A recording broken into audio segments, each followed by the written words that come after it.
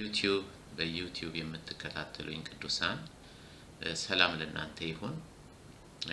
ዛሬ የምንነጋገረው የቲያጥሮን ቤተክርስቲያን ስራ በሚለው ላይ ነው። ጌታ ኢየሱስ ክርስቶስ ስራህን አውቃለሁ ስላላቸው ማለት ነውና ብዙ እንማርበታለን ብዬ ተስፋ አደርጋለሁ።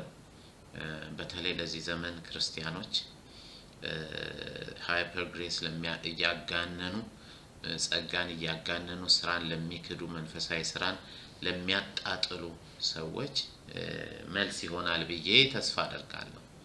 ስለዚህ ብዙዎቻችሁ ይሄን የኔን ያሬድ አሰፋ ይመር የሚለውን የዩቲዩብ ቻናል ለሌሎች በማካፈል እናንተም ይሄን የምትሰሙት ሰብስክራይብ ካላደረጋችሁ ሰብስክራይብ በማድረግ አስተያየታችሁን በመጻፍ ኮሜንት በማድረግ እና ለሌሎች ሼር በማድረግ አገልግሎቴን እንድትደግፉ በጌታ ፍቅር አሳስባችኋለሁ። በተረፈ ልታናገሩኝ የምትፈልጉ ሰዎች በሜሴንጀር ታገኙ ትችላላችሁ። ያው የዩቲዩብም የሜሴንጀሩም የፌስቡክም ስሜ ያሬድ አሰፋ ይመር ነው። በእንግሊዝኛ ነው የምጽፈው። እግዚአብሔር ይባርካችሁ። ቃሉን አንብቤ ጸልየን ወደፊት እንሄዳለን። ዛሬ ምናልባት ረጅም አንቆይም። እንደዚህ ይላል እግዚአብሔር ቃል። የማነበው ለቲያጥሮን ቤተክርስቲያን የተላከው ነው። በአርስቱ ላይ እንደተናገርኩትም የቲያጥሮን ቤተክርስቲያን ስራ የሚለው ላይ ነው ማተኩረው። እንደዚህ ይነበባል። በቲያጥሮን ላለው ቤተክርስቲያን መልአክ እንዲህ ብለህ ጻፍ። እንደ እሳት ነበልባል የሆኑ አይኖችና በእሳት ቀልጦ የነጠረ ናስ የሚመስሉ እግሮች ያሉት የእግዚአብሔር ልጅ እንዲህ ይላል። በጣም ይገርማል።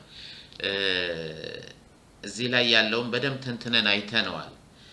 እንደ እሳት ነበልባል ያሉ አይኖቹ የኛን ስራዎች እንደሚመረምሩ እንደገና ደግሞ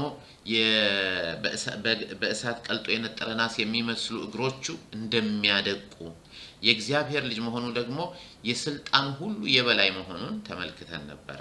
ያን ካለ በኋላ ለቲያጥሮን ቤተክርስቲያን ምን ይላቸዋል? ስራህን፣ ፍቅርህን፣ እምነትህን፣ አገልግሎትህን፣ ትዕግስትህን አውቃለሁ። ዋው! ደግሞም ከመጀመሪያው ስራ ይልቅ ያሁኑ እንደሚበልጥ አውቃለሁ። ስለዚህ ዛሬ ለቲያጥሮን ቤተክርስቲያን ጌታ የተናገረውን ስራህን አውቃለሁ የሚለውን እናያለን። ጌታ ቢፈቅድ እኛም ብንኖር ነገ ደግሞ ፍቅርህን አውቃለሁ። ስራ ነበራቸው፣ ፍቅር ነበራቸው፣ እምነት ነበራቸው፣ አገልግሎት ነበራቸው፣ ትዕግስት ነበራቸው፣ እንደገና ደግሞ የሚጨምር ስራ ነበራቸው። ስለዚህ ጌታ እንዲያስተምረን እንጸልይ። ጌታ ሆይ እናመሰግንሃለን። ክብርና ምስጋና ከዘላለም እስከ ዘላለም በሰማይም በምድርም ላንተ ለአምላካችን ይሁን። በዚህ ዘመን ያለን ቅዱሳን በክርስቶስ ኢየሱስ አምነን የዳንን ጸጋው በእምነት ያዳነንን ሁላችንንም ጌታ ሆይ እንደሚገባን ለወንጌል እየተመላለስን ለወንጌል እንደሚገባ እየተመላለስን ፍሬና ፈራልህ ዘንድ ጌታ ሆይ እኛም አንተ የምታውቀው መልካም ስራ ይገኝብን ዘንድ እንጸልያለን። ጌታ ሆይ አስተምረን። የቃል ፍቺ ስለሚያበራ ሕፃናትንም አስተዋዮች ስለሚያደርግ እኛን አስተዋዮች አድርገን፣ ቃልህ ገብቶ አስተዋዮች ያድርገን። ጌታ እግዚአብሔር አምላካችን ሆይ እምነትን ጨምርልን፣ ፍቅርን ጨምርልን። አንተ መልካም ነህና ጌታ ሆይ በእኛ ውስጥ አንተ ራስህን ትገልጥ ዘንድ ጌታ ሆይ እንጸልያለን። ስለዚህ ይሄን ቃል የሚሰሙ የሚማሩ ማናቸውም ወንድሞቼና እህቶቼ በጌታ በኢየሱስ ክርስቶስ ስም የተባረኩ እንዲሆኑ ጸልያለሁ። ጌታ ሆይ ጊዜውን ተረከብ። ጌታ መንፈስ ቅዱስ ሆይ አንተ ተናገር። አንተ ራስህን በእኔ ግለጥ። ጥበብን በመናገር ስጦታ፣ ዕውቀትን በመናገር ስጦታ ጌታ ሆይ በራስህን በእኔ ውስጥ ትገልጥ ዘንድ ጸልያለሁ። ክብር ሁሉ ለአንተ ይሁን። በጌታ በኢየሱስ ክርስቶስ ስም አምኜ ጸልያለሁ። አሜን። ተመስገን። እንግዲህ ጌታ ኢየሱስ ክርስቶስ ስራህን አውቃለሁ ይላቸዋል። ስራን በተመለከተ ለኤፌሶንም ቤተክርስቲያን፣ ለፊላዴልፊያም ቤተክርስቲያን፣ ለሎዶቅያም ቤተክርስቲያን ለሰርዴስም እንኳን ምንም ስራቸው የሞተ ቢሆንም ስራህን አውቃለሁ ብሎ ተናግሯቸዋል ጌታ ኢየሱስ።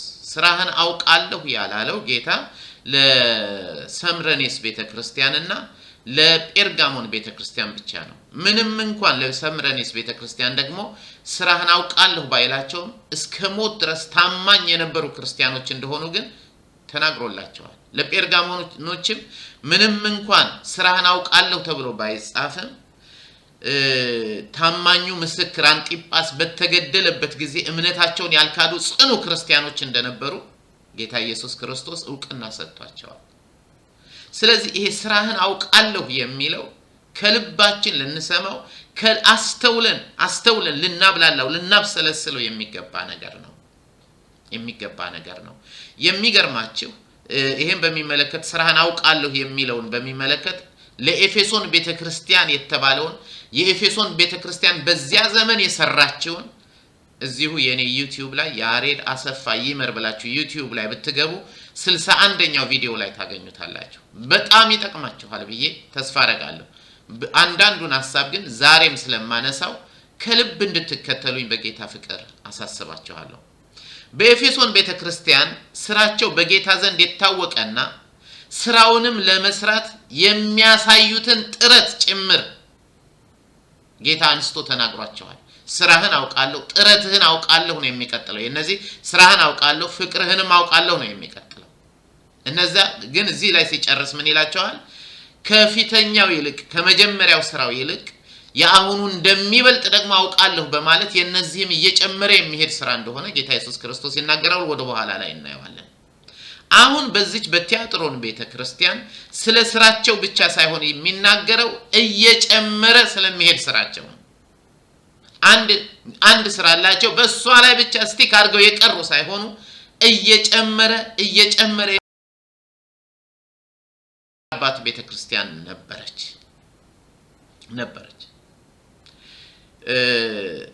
ታዲያ ጌታ ኢየሱስ ክርስቶስ ስለ ስራ ለምን ማንሳት አስፈለገው? በዘመናችን እንዲያው ሁላችንም ስለ ጸጋ ነው እንጂ ማውራት የምንፈልገው ስለ ስራ ማውራት አንፈልግም።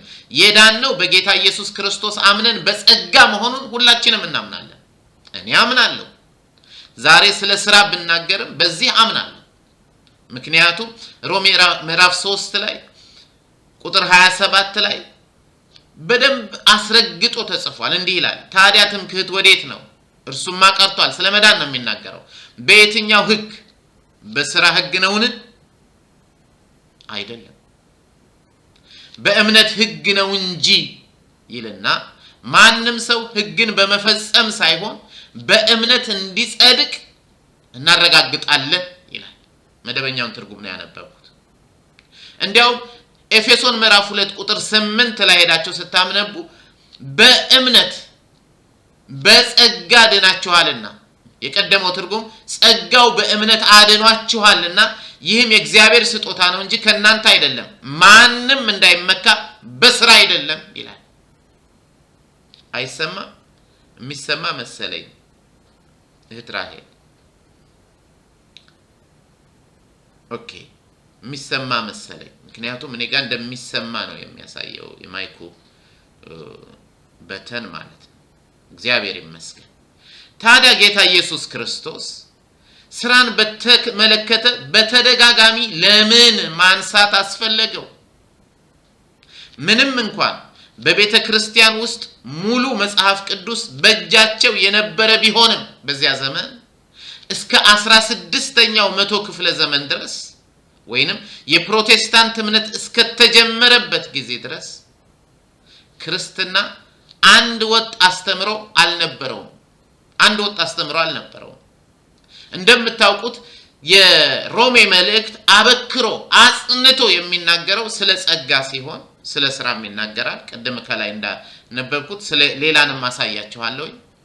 የያዕቆብ መልእክት ደግሞ ስለ ስራ አበክሮ ስለሚናገር እነዚህ ሁለቱ የሚጋጩ የሆኑ ስለመጡባቸው ያ እንደዚህ አይነቶቹን በያዕቆብና በሮሜ መልእክት ብቻ ሳይሆን በጠቅላላ መጽሐፍ ቅዱስ አንድ ወጥ ትምህርት እንዲኖረው ያሰቡ የዛን ዘመን የሥነ መለኮት ምሁራን ሲስተማቲክ ቴዎሎጂ የሚባለውን በ16ኛው መቶ ክፍለ ዘመን ጀመሩ። አንድ ወጥ አስተምሮ እንዲኖረው ሲባል የተጀመረው የሲስተማቲክ ቴዎሎጂ የሥነ መለኮትን ዘርፍ ለማዘጋጀት የመጽሐፍ ቅዱስ ምሁራን ብዙ አውጥተውና አውርደው መዳን በእምነት ብቻ ነው፣ መዳን በጸጋ ብቻ ነው፣ የምንድንበት ደግሞ ቃሉ ብቻ ነው። ምክንያቱም ሮሜ ላይ እንደተጻፈ ሮሜ 10:17 ላይ እምነት ከመስማት ነው መስማትም ከእግዚአብሔር ቃል ነው ተብሎ ተጽፏልና ከቃሉ ብቻ ነው። ይሄንም ደግሞ በክርስቶስ ብቻ ነው መዳን የሚቻለው፣ ይሄውም ለእግዚአብሔር ክብር ብቻ ነው። ኤፌሶን 1 ላይ ተጻፈው የጸጋው ክብር እንዲመሰገን ብቻ ነው። ይሄን ባማከለ መንገድ አንድ ወጥ የሆነ ቴዎሎጂ ሲያዘጋጁ ሲስተማቲክ ቴዎሎጂ የሚባለው ተጀመረ። በዚህ መሰረታዊ ጽንሰ ሐሳብ ላይ ተመስርተው ትምህርቱ እንዲሰጥ ማድረግ ጀመሩ ማለት ነው። እግዚአብሔር አምላካችን ስሙ ይባረክ። እስከ ጊዜያን ጊዜ ድረስ ግን አንድ ወጥ ትምህርት አልነበረም እስከ 16ኛው መቶ ክፍለ ዘመን። በዚህ መልኩ እምነትንና ስራን አብሮ ለማስኬድ በተደረገው የትምህርት ዝግጅት አማካኝነት የእውነተኛውን ክርስትና ጽንሰ ሐሳብ ማስጨበጥ ቢቻልም በዚህ በሲስተማቲክ ቴዎሎጂ እውነተኛውን ክርስትና የክርስትና ትምህርት ማስጨበጥ ቢቻልም ጊዜው እየራቀ በመጣ ቁጥር ግን ስራ ፈጽሞ እንደማያስፈልግ ከክርስቲያን እንደማይጠበቅ ጨርሶ የሚጠበቅ እንዳልሆነ እስከሚሰበክ ድረስ የጽድቅ ስራ እስከ መወገዝ የደረሰበት ጊዜ ላይ ደርሰናል።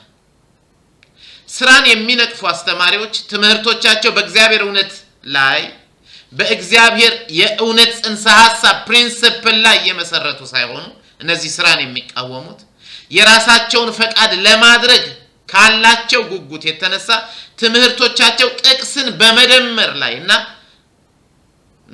ወይም ጥቅስን በመደመር ላይ ያተኮሩ ናቸው ማለት እንችላለን። የነዚህ ሰዎች ትምህርት ወይም የትምህርታቸው አውድ ታሪክን፣ ባህልን፣ ቋንቋን በመሳሰሉ መሰረታዊ ሐሳቦች ላይ ያልተመሰረቱ ትምህርቶች ናቸው። እንደ እውነቱ ከሆነ በጸጋ ድነናል ካልን ግን በክርስቶስ ትምህርት መሰረት የምንኖር ከሆነን ግን ሕይወታችንና አገልግሎታችን የግድ ክርስቲያናዊ የሆነ መንፈሳዊ የጽድቅ ስራ የሚያስከትል ነው የሚሆነው። በክርስቶስ ትምህርት ከኖርን ሕይወታችንና አገልግሎታችን እንዴት በእምነት ላይ የተመሰረተ ስራ ላይ ኖረው ይችላል? ስለዚህ ይሄ የማይቀር ነው። በጽድቅ ማለት የእግዚአብሔርን ቃል ሰምተን በእግዚአብሔር አምነን በክርስቶስ እየኖርን ክርስቶስን ለመምሰል እየተጋን እንዴት የጽድቅ ስራ በእኛ አይታይም ብለን ደፍረን ለመናገር እንሞክራለን። እንዲያውም ጌታ ኢየሱስ ስራህን አውቃለሁ በማለት መልእክት የላከላቸውን አብያተ ክርስቲያናት በሙሉ ብትመለከቱ ከዚያ ቀጥሎ ፍቅርህን አውቃለሁ፣ እምነትህን አውቃለሁ ይላቸዋል። እነዚህን እንኳን ራሱ ምን ይላቸዋል? ፍቅርህን፣ እምነትህን፣ አገልግሎትህን፣ ትዕግስትህን አውቃለሁ። እንዲያውም ከመጀመሪያ ይሄን አውቃለሁ የሚላቸውን ነገሮች ከመናገሩ በፊት ለአምስቱም ቤተክርስቲያን ስራን አውቃለሁ ላላቸው ሌሎቹን ስራቸውን ዘርዝሮ ከመናገሩ በፊት ከሁሉ በፊት ነው ስራህን አውቃለሁ በማለት የሚጀምረው። ስራህን አውቃለሁ። እግዚአብሔር አምላካችን ስሙ ይባላል። እንግዲህ ለመዳን ታዲያ እኛስ ምን እንበል? ለመዳን እንስራን? አይደለም። ለመዳን እናምናለን። ያመንነው እምነት ግን ስራን ያስከትላል። ለመዳን ሳይሆን የምንሰራው ስለዳንን ብቻ በምንኖረው ኑሮ አማካኝነት ሕይወታችን በራሱ መልካም ስራዎችን የሚያስከትልና በስነ ምግባር የታነጽን ሰዎች እንድንሆን ያደርገናል። ቅዱስ ያዕቆብም እኮ የቅዱሳን ስራን አስመልክቶ ሲጽፍ እምነታቸው በስራ ፍጹም ይሆናል እያለ ይናገራል። ለምሳሌ ያዕቆብ ምዕራፍ 2 ቁጥር 14 ከዛ ደግሞ ከ20 እስከ 24 ያለውን ብታነቡ ወንድሞች ሆይ ይላቸው አንድ ሰው እምነት አለኝ ቢል አማኝ ነኝ ቢል ስራ ግን ባይኖረው ምን ይጠቅመዋል? እንዲያውም እንደ ያዕቆብማ አማኝም ነው ለማለት ይቸገራል። እንዲህ ያለውን እምነት ሊያድነው ይችላልን ነው የሚለው። ይሄ ስራ የሌለውን እምነት አለኝ እያለ የሚያወራው ሰው እምነቱ ሊያድነው ይችላልን ብሎ አንተ ከንቱ ሰው በማለት ቁጥር 20 ላይ ይቀጥላል። አንተ ከንቱ ሰው እምነት ያለ ስራ ዋጋ የሌለው መሆኑን ለማወቅ ማስረጃ ትፈልጋለህን ብሎ አብርሃምን እንደ ማስረጃ ያቀርባል። ከዛ ምን ይላል ቁጥር 21 ላይ አባታችን አብርሃም እኮ ያው እንደምናቀው አብርሃም በእግዚአብሔር አመነ ጽድቅም ሆኖ ተቆጠረለት ነው የምናቀው። እሱ ግን እንዲህ ይላል ያዕቆብ አባታችን አብርሃም ልጁን ይስሐቅን በመሰዊያ ላይ ባቀረበ ጊዜ በስራ የጸደቀ አልነበረምን? በዚህም እምነትን ከስራው ጋር አብሮ ይሰራ እንደነበር ታያለህ። እምነትም በስራ ፍጹም ሆነ። አብርሃም በእግዚአብሔር አመነ ጽድቅም ሆኖ ተቆጠረለት የሚለው የመጽሐፍ ቃል ተፈጸመ። ምን ሲሰራ? ልጁን መስዋዕት አድርጎ ሲያቀርብ፣ በእግዚአብሔር ፍጹም ሲታመን። ማመንና መታመን ራሱ የተለያየ ነው። እርሱም የእግዚአብሔር ወዳጅ ተባለ ይላል። እንግዲህ በእምነት ብቻ ሳይሆን በስራ እንዲጸድቅ ታያላችሁ በማለት ሐሳቡን ያካፍላል ያዕቆብ። እንግዲህ እንደዚህ ያለውን እውነትና በጸጋ መዳን ለማስታረቅ ሲስተማቲክ ቴዎሎጂ የተባለው ትምህርት በ16ኛው መቶ ክፍለ ዘመን ተጀመረ። በነገራችን ላይ በቅርቡ ወንድማችን አለማየሁ መኩሪያ በእኛ በፓልቶ ክፍላችን አለምዬ የምንለው ማለት ነው አለማየሁ መኩሪያ ያዕቆብ መልእክትን አስመልክቶ ማብራሪያ በመጽሐፍ መልክ አዘጋጅቶ አቅርቦልናል። አንብቤዋለሁ። ምናልባት እስከዛሬ ካነበብኳቸው ሁሉ የተሻለ ነው። ገዝታችሁ እንድታነቡ አደራላለሁ። እምነትንና ስራን በተመለከተ ሚዛናዊና ጤነኛ አመለካከት እንዲኖረን ይረዳል ብዬ በደንብ አምናለሁ። እግዚአብሔር ማስተዋልን ይስጠን። የቲያጥሮን ቤተክርስቲያን ቅዱሳንም ጌታ የወደደውን የተቀበለላቸውን ስራቸውን ማከናወን የቻሉት በስራ ለመዳን ወይም በስራ ለመጽደቅ ፈልገው ሳይሆን በማመናቸው ምክንያት ከእምነታቸው በተነሳ ወይም በእምነታቸው ላይ በተመሰረተ ስራ አማካኝነት ነው። ምክንያቱም በመቀጠል እንደምንመለከተው ጌታችን ኢየሱስ ክርስቶስ እምነታቸውንም እንደሚያውቅ ይመሰክርላቸዋል። ከዚህ ጋር በሚመሳሰል እንዲያውም ላንብብላችሁ እንዲህ ይላል ስራህን፣ ፍቅርህን፣ እምነትህን፣ አገልግሎትህን፣ ትዕግስትህን አውቃለሁ። ስራ ብቻ ሳይሆን ይላል ፍቅርና እምነትም አለ። እምነት ካለ ስራ አለ። ከዚህ ጋር በተመሳሳይ ለተሰሎንቄ ቤተክርስቲያን የሚላቸውን ሐዋርያው ቅዱስ ጳውሎስ እናንብብና የበለጠ ለመረዳት እንችላለን። ሐዋርያው ቅዱስ ጳውሎስ ለተሰሎንቄ ቤተክርስቲያን በላከው መልእክቱ አንደኛ ተሰሎንቄ ምዕራፍ 1 ቁጥር 3 ላይ ከእምነት የሆነውን ስራህን ነው የሚለው። ከምን የሆነው? ከእምነት የሆነ ስራህን፣ ከፍቅር የመነጨውን ድካማችሁንና በጌታችን ኢየሱስ ክርስቶስ ባላችሁ ተስፋ የተገኘውን ጽናታችሁን በአምላካችንና በአባታችን ፊት ዘወትር እናስባለን ይላል። የተሰሎንቄ ቤተክርስቲያን ቅዱሳን የሚሰሩትን መልካም ስራ ሁሉ እንዴት ሰሩ ቢባል ስላመኑ። ስራቸው ከምን ተነሳ ብንል ከእምነታቸው። ልክ ያዕቆብ እንዳለው እምነት ብቻ አለኝ ሳይሆን እምነታቸው ስራን ያስከተለ ቅዱሳን የነበሩበት ቤተክርስቲያን ነው። ስለዚህ ከእምነት የሆነውን ስራህን፣ ከፍቅር የመነጨውን ይልና ድካምህን፣ በጌታችን ኢየሱስ ክርስቶስ ባላችሁ ተስፋ የተገኘውን ጽናታችሁን። እምነት፣ ተስፋ፣ ፍቅር የሚባለው ማለት ነው። ማለትም ማናቸውም ቤተክርስቲያን ወይ ማናቸውም በቤተክርስቲያን ውስጥ የሚደረጉ መልካም የጽድቅ ስራዎች መነሻቸው እምነት እና ፍቅር ነው።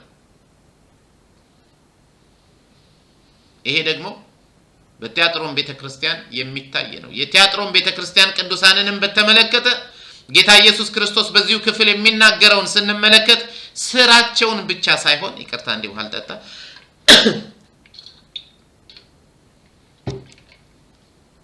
የቲያጥሮንንም ቤተክርስቲያን በተመለከተ ጌታችን ኢየሱስ ክርስቶስ በዚህ ስለነሱ የሚናገረው ስራቸውን ብቻ ሳይሆን ፍቅራቸውንምና እምነታቸውንም ጭምር እንደሚያውቅ ነው። ስለዚህ ስራህን አውቃለሁ ብሎ ጌታ የተቀበለው ስራቸው መነሻው ፍቅርና እምነት እንደሆነ እኛም ከዚህ እንረዳለን። ልክ እንደ ተሰሎንቄ ቤተክርስቲያን ማለት ነው። ስራህን አውቃለሁ በማለት የሚናገረው ጌታ ኢየሱስ ክርስቶስ ለእያንዳንዱ አማኝ ለኔ ላንተ ላንቺ ለኛ ለዚህ ዘመንም ክርስቲያኖች እንደ ስራው የሚከፍልበት ጊዜው ስለሚመጣ ለቲያጥሮን ቤተክርስቲያን እንደተናገረው የሁላችንም እምነት ወይም በእምነት የሰራነው ስራ በጌታ ዘንድ የታወቀ ነውና እንደ ስራችን የምንከፈልበት ደሞዝ የምንቀበልበት ጊዜ ይመጣል። አሁን ላይ መስለን ይችላል። ራዕይ ምዕራፍ 22 ቁጥር 12 መቼም ሁሉም ሲያቀዋል። እነሆ በቶሎ መጣለው ዋጋዬ በእኔ ዘንድ አለ ለእያንዳንዱም እንደ ስራው መጠን እከፍለዋለሁ ይላል ጌታ ኢየሱስ። ጌታ ሲመጣ ላንተ ላንቺ ለኔ ለኛ ለሁላችንም እንደ ስራችን መጠን ይከፍለናል። ባዶ ኪሱንም የሚሄድ ይኖራል። በጣም ደግሞ እግዚአብሔር የሚባርከው ይኖራል። እግዚአብሔር ይመስገን። ምክንያቱም የዳነው በጸጋ ቢሆንም የምንሸለመው ግን በስራችን አማካኝነት ነው። ስራችን ታይቶ ነው የምንሸለመው እንጂ ሁላችንም አንድ አይነት ሽልማት አይኖርም።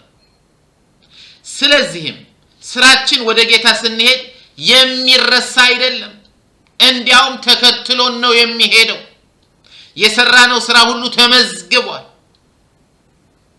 ከዚህ የተነሳ መልካምን ለማድረግ የምንተጋ ሰዎች ልንሆን ይገባል።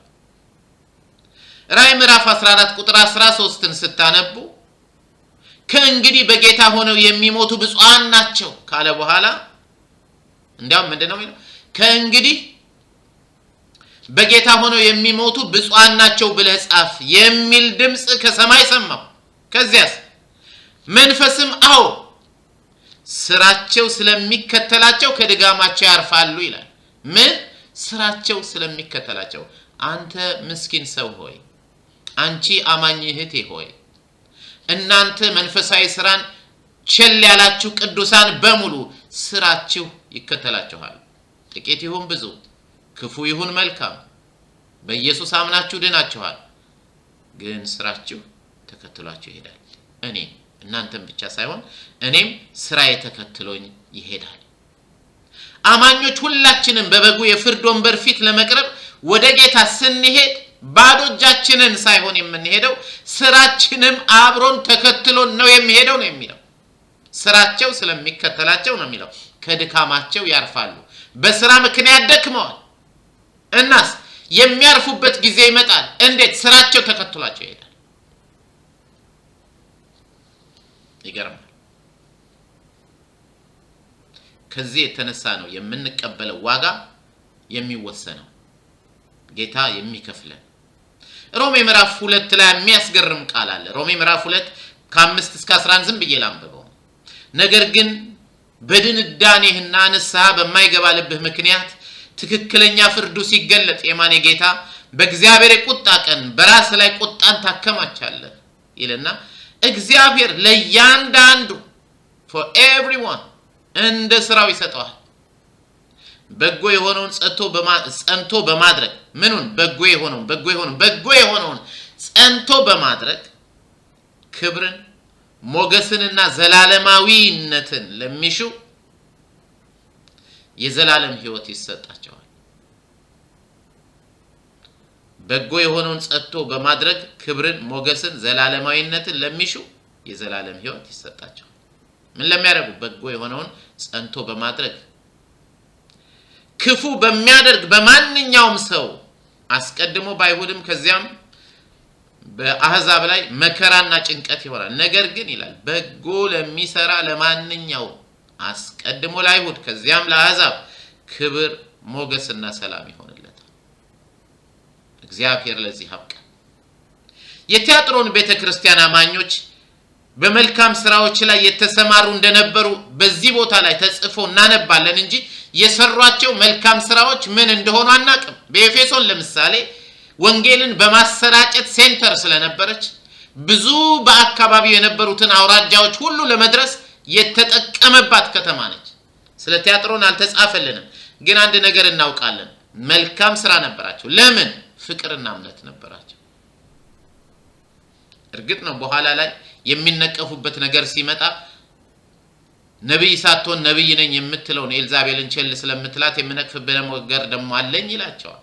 የሚነቀፉበት ነገር ያለ ቢሆንም በስራቸው ግን በጣም ብርቱ የሆኑ በጣም በእምነትና በፍቅር የተሞሉ ታጋሾች የሆኑ እዚህ ላይ እንደምናነበው ማለት ነው ክርስቲያኖች ነበሩበት። ቢሆንም ግን የስራቸው መነሻ እምነትና ፍቅር እንደነበረ ሙሉ አረፍተ ነገሩን ስናነብ እንረዳለን። ቤተክርስቲያን በተለያዩ በመንፈሳዊ ጽድቅ ስራዎች ላይ መሰማራት እንደምትችልና ስራዋም እየጨመረ እንደሚሄድ ከሚያመለክቱት የመጽሐፍ ክፍሎች መካከል አንዱ ሐዋርያው ቅዱስ ጳውሎስ ለፊልጵስዩስ ቤተክርስቲያን ቅዱሳን በላከው መልእክቱ ላይ ተጽፎ እናነባለን። ለፊልጵስዩስ ቅዱሳን ሐዋርያው ጳውሎስ ስራቸውን እየጨመረ እንደሚሄድ የጻፈበት ቦታ የት ነው? ምንስ ነው ያላቸው ብለን ስናስብ ፊልጵስዩስ 1:5 እና 6 ላይ እናገኛለን። ከመጀመሪያው ቀን አንስቶ ይላል ወንጌል መስበክ ከጀመረበት ከመጀመሪያው ቀን አንስቶ እስከ አሁን ድረስ በወንጌል አገልግሎት ተካፋይ ሆናችኋልና። ለምን? እሱ ሲያገለግል እነሱ ይደግፉት ስለነበረ። ቁጥር 6 በእናንተ መልካምን ስራ የጀመረው ማን? ክርስቶስ። በእናንተ መልካምን ስራ የጀመረው እርሱ እስከ ክርስቶስ ኢየሱስ ቀን ድረስ ከፍጻሜው እንደሚያደርሰው እርግጠኛ ነኝ ይላል ሐዋርያው ጳውሎስ። እስከ ጌታ ምጽአት ድረስ። ስለዚህ በዚህ ዘመን ስለ ወንጌል ስርጭት ብለን የምንከፍለው ዋጋ ከንቱ አይደለም። በእግዚአብሔር ዘንድ ተመዝግቦ የሚቀመጥ መልካም መንፈሳዊ ስራ ነው። የፊልጵስዩስ ቤተክርስቲያን ቅዱሳን ሐዋርያው ቅዱስ ጳውሎስ በወንጌል ሲጋደል እነርሱ ደግሞ ለወንጌል ወታደር ለሆነው ለሐዋርያው ጳውሎስ በድጋፍ ያገለግሉት ያገዙት ነበር። ስለዚህ በዚህ ስፍራ እንደምናነበው የቲያጥሮንን ቤተክርስቲያን ስራ እንዲያው እየጨመረ የሚሄድ ነበር እንጂ የቆመ ወይንም ደግሞ አንድ የተለመደ ብቻ አይደለም የነበረው። ይሄን የሚያስረዳ ቃል በመቀጠል እናገኛለን። ከመጀመሪያው ስራ ይልቅ ነው የሚለው። ያሁኑ እንደሚበልጥ አውቃለሁ። ዋው! ጭራሽ ስራቸው እየበለጠ እየጨመረ የሚሄድ ቅዱሳን የነበሩበት ቤተክርስቲያን ነው የቲያጥሮን ቤተክርስቲያን። ፍቅራቸው፣ እምነታቸው፣ ትግስታቸው፣ አገልግሎታቸው ሁሉ የታወቀ ነበር። እግዚአብሔር አምላካችን ስሙ ይባረክ። ጌታ የወደደላቸው ስራቸው ከመጀመሪያው ጊዜ ይልቅ እየጨመረ መምጣቱ ትጋታቸውን ጥረታቸውም እየጨመረ የሄደ መሆኑን የሚያስረዳ ነው። የትጋታቸውና የጥረታቸው መጨመር ውጤት ነው ስራቸው የጨመረበት ምክንያት።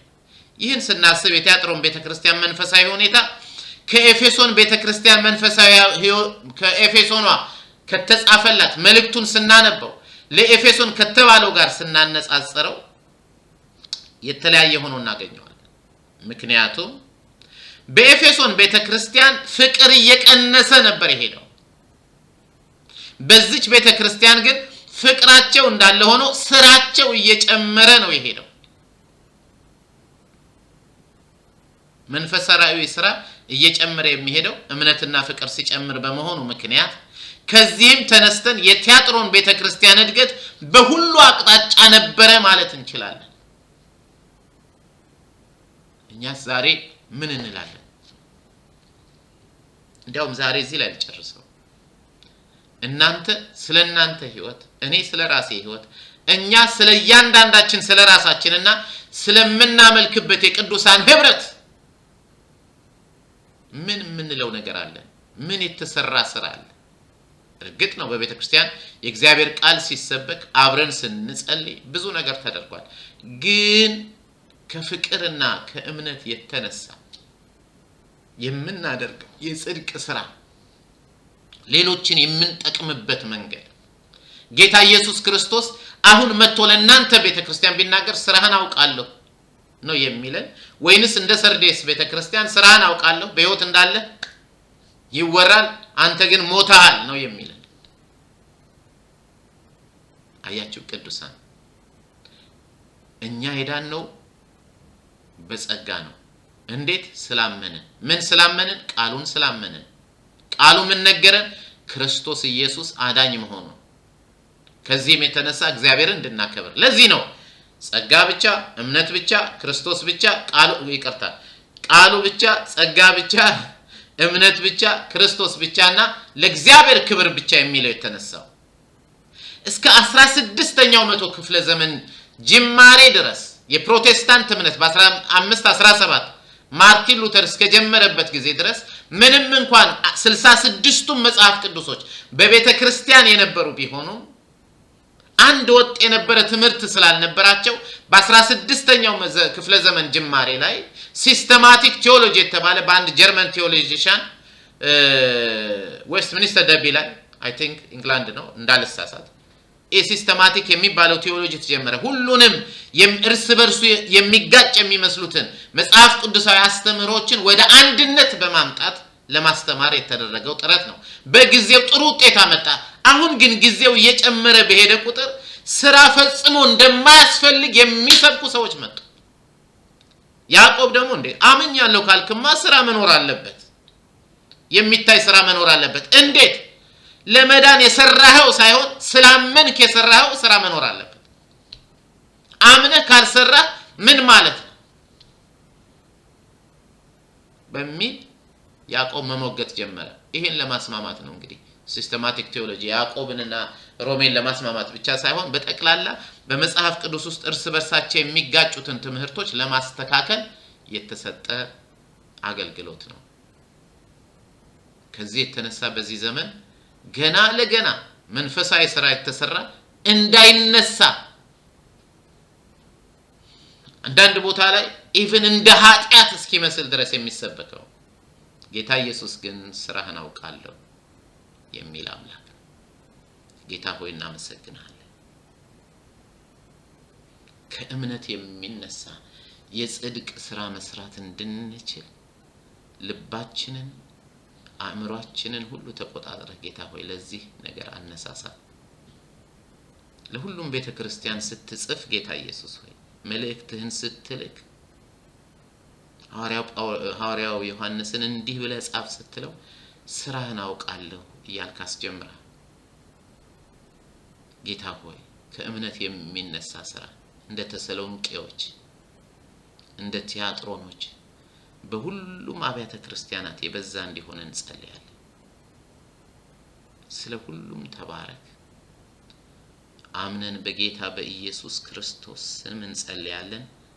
አሜን አሜን አሜን። እግዚአብሔር አምላክ ይባርካችሁ፣ የጌታም ጸጋ ይብዛላችሁ። ወገኖቼ ሆይ ነገ ደግሞ ጌታ ቢፈቅድ እኛም ብንኖር እዚህ ላይ እንዳለው እምነት ማለት ስራህን አውቃለሁ የሚለውን ተመልክተናል። ነገ ደግሞ ፍቅርህን አውቃለሁ፣ ፍቅር ሳይዝ አለው።